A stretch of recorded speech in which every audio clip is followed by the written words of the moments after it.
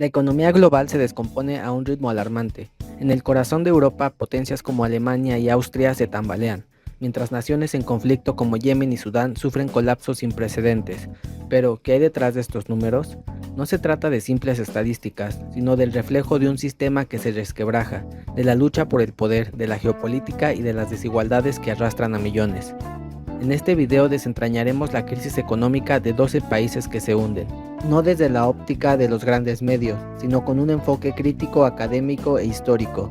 Descubriremos cómo el petróleo, el endeudamiento y las guerras no son accidentes, sino herramientas de un capitalismo que se alimenta de la miseria. Quédate hasta el final, porque lo que sucede en estos lugares no es ajeno a nosotros, es el espejo de un futuro que ya está aquí. En el número 1 tenemos a Sudán del Sur. La profunda contracción económica de Sudán del Sur, menos 4.3% según el FMI y menos 30% según el Banco Mundial, no es un simple fallo de mercado, sino la cruda manifestación de la acumulación por desposesión. Desde una perspectiva marxista, la interrupción de la producción petrolera, que causa una pérdida de 7 millones de dólares diarios, no solo afecta a las finanzas públicas, sino que desarticula los medios de subsistencia de la población. La hiperinflación y la inseguridad alimentaria, que afectan al 80% de los habitantes, son las herramientas de la guerra económica que expropian el poder adquisitivo de los trabajadores y campesinos. Sociológicamente, el conflicto armado perpetúa una fractura social, donde las élites se enriquecen con los ingresos petroleros y las ayudas, mientras la mayoría es sometida a una economía de subsistencia. En relaciones internacionales, Sudán del Sur es un peón en un tablero geopolítico, donde las potencias regionales y globales utilizan la guerra para controlar los recursos y mantener un estado de dependencia crónica. En el número 2 tenemos Guinea Ecuatorial. La proyectada contracción del PIB de Guinea Ecuatorial, menos 4.2%, es el resultado de la maldición de los recursos llevado a su extremo. La alta dependencia del petróleo ha consolidado un régimen rentista que, desde la perspectiva marxista, se apropia de la plusvalía sin crear valor productivo. Esto fomenta la corrupción y una desigualdad social obscena, donde una élite minoritaria vive en la opulencia mientras la mayoría carece de servicios básicos. Desde una visión antropológica, la falta de datos y transparencia internacional no es accidental. Es un mecanismo de control que permite a la élite gobernar sin rendir cuentas, ocultando la explotación y la miseria. Este sistema clientelar mantiene a la población en una dependencia absoluta, desmantelando cualquier forma de organización social autónoma. En el número 3 tenemos a Venezuela. La contracción del menos 4.0% del PIB venezolano en 2025 es el epílogo de una crisis estructural marcada por la hiperinflación y la inestabilidad política. Desde una perspectiva marxista, el colapso del sistema de producción petrolera no es solo una crisis de gestión, sino una guerra de clases en la que las élites nacionales e internacionales, a través de sanciones y bloqueos, buscan desmantelar el control estatal sobre los recursos y privatizar el excedente. Sociológicamente, esta crisis ha generado un profundo desgarro del tejido social, con un éxodo migratorio masivo que desarticula familias y comunidades.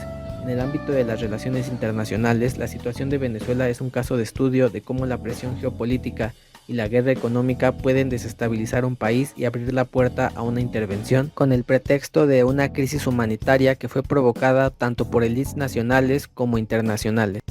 Número 4 tenemos a Haití. La contracción del PIB de Haití de menos 2.2% es la consecuencia directa del colapso del Estado, no como un evento aislado, sino como el resultado de una prolongada historia de intervención y neocolonialismo. La violencia de las pandillas, vista desde una perspectiva sociológica y marxista, no es un fenómeno criminal simple, es la expresión de una lucha por el control de la plusvalía generada por el tráfico de armas, drogas y la ayuda humanitaria.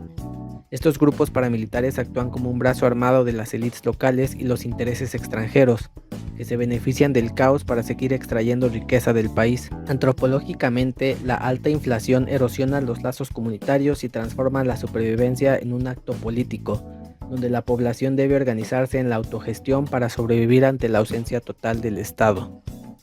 Número 5 tenemos a Yemen. La contracción del PIB de Yemen es de menos 1.5% y la caída del 19% del PIB per cápita son el resultado de un conflicto que fragmenta la economía y la sociedad.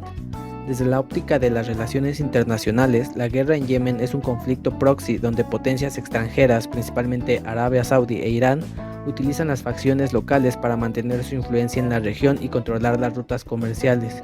En el enfoque marxista, este conflicto desmantela la producción y la economía de mercado, creando economías paralelas, inflacionaria en el sur y de trueque en el norte, que benefician a los señores de la guerra y a los especuladores a expensas de la población.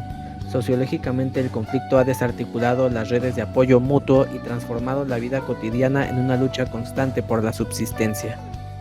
En la sexta posición está Irak. La contracción de Irak de menos 1.5% es, a pesar de ser un gran exportador de petróleo, una revelación de una profunda contradicción. Desde un enfoque marxista, el modelo económico es un extractivismo de enclave, donde la riqueza petrolera no se socializa ni se invierte en el desarrollo productivo, sino que se apropia por élites políticas corruptas como en Venezuela. La inestabilidad política y los desafíos de seguridad no son solo un problema de gobernanza, sino la manifestación de una lucha interburguesa por el control de los flujos de capital petrolero. En relaciones internacionales, Irak sigue siendo un campo de batalla de intereses geopolíticos que impide que el país construya una soberanía económica real, manteniéndolo en un estado de dependencia y subdesarrollo crónicos. 7 tenemos a Puerto Rico. La contracción del 0.8% del PIB de Puerto Rico en 2025 es el resultado de un estatus colonial que ha subordinado la economía y la política a los intereses de la metrópoli estadounidense. La prolongada crisis fiscal y la enorme deuda pública no son accidentes, sino la consecuencia de un sistema que ha permitido a las élites financieras de Estados Unidos expropiar la riqueza de la isla a través de mecanismos de endeudamiento. Desde una perspectiva antropológica, la emigración masiva es una forma de despojo demográfico que debilita las redes sociales y la capacidad de la sociedad para resistir. Por otra parte, los desastres naturales como los huracanes actúan como catalizadores que exponen la fragilidad de un sistema que no está diseñado para proteger a la población, sino para facilitar la acumulación de capital. La falta de soberanía de la isla impide la implementación de políticas económicas que beneficien a la población local, dejándola a merced de las decisiones políticas de Washington y los intereses del gran capital. En el número 8 está Sudán, el vecino de Sudán del Sur. La proyectada contracción del 0.4% del PIB de Sudán en 2025, combinada con una hiperinflación del 100%, es la evidencia de una guerra civil que no solo es un conflicto armado, sino una lucha de clases por el control del Estado y los recursos. El conflicto ha desmantelado las estructuras de producción y ha impuesto un régimen de acumulación militarista, donde la supervivencia de la población está subordinada a la lógica de la guerra. Desde una perspectiva marxista, la hiperinflación es un mecanismo de expropiación de la riqueza de los trabajadores, que ven cómo sus salarios y ahorros pierden valor, mientras el capital se refugia en activos financieros y bienes de primera necesidad. El conflicto desarticula a las clases trabajadoras y al campesinado, impidiendo su organización y su capacidad de resistencia, mientras que el capital financiero y militar se beneficia de la destrucción y el caos. En el número 9 tenemos a Botsuana. La contracción del 0.4% del PIB en 2025 expone no solo la fragilidad de un modelo económico basado casi exclusivamente en los diamantes, sino también la naturaleza profundamente desigual de su estructura social.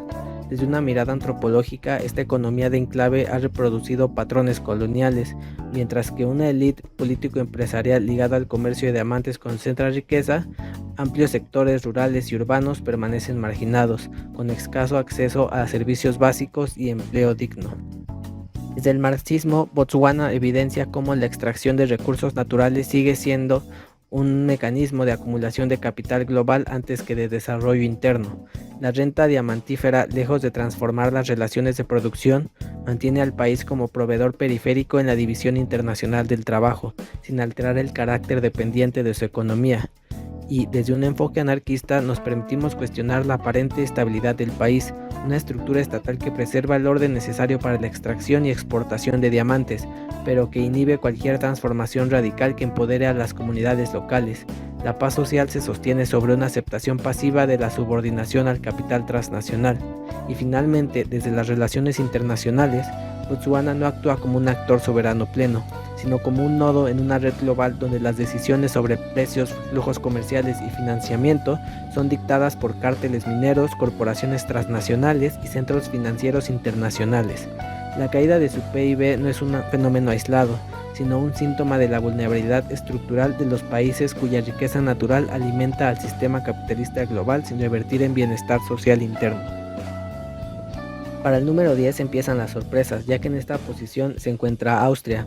Es la tercera recesión consecutiva de Austria, que va en un decrecimiento de menos 0,3% y es un síntoma de las contradicciones del capitalismo avanzado. La pérdida de competitividad de su sector industrial y los altos precios de la energía son el resultado de la crisis de rentabilidad del capital.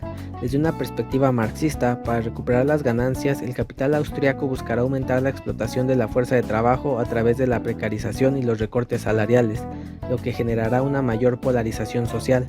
En el ámbito de las relaciones internacionales, la recesión de Austria no es un fenómeno aislado, sino que es parte de una crisis más amplia del modelo económico europeo, que sufre las consecuencias de las tensiones comerciales y la deslocalización de la producción a países con salarios más bajos. En la posición 11 se encuentra Alemania. El estancamiento de la economía alemana es el reflejo de la crisis de su modelo de capitalismo exportador, ya que ha decrecido de 0,1% a 0,0%. Las tensiones comerciales con China y Estados Unidos no son solo disputas arancelarias, sino la expresión de una lucha por la hegemonía económica global. Desde una perspectiva marxista, el declive de las exportaciones es un síntoma de una crisis de sobreproducción y una falta de mercados para el capital alemán. Sociológicamente, este estancamiento genera un aumento de la precariedad laboral y la fragmentación de la clase trabajadora. La falta de inversión y el declive estructural de las industrias clave demuestran que la burguesía alemana, en lugar de invertir en el desarrollo productivo, busca refugio en la especulación financiera, lo que perpetúa la crisis y la desigualdad. En la última posición, que es el número 12, está Italia.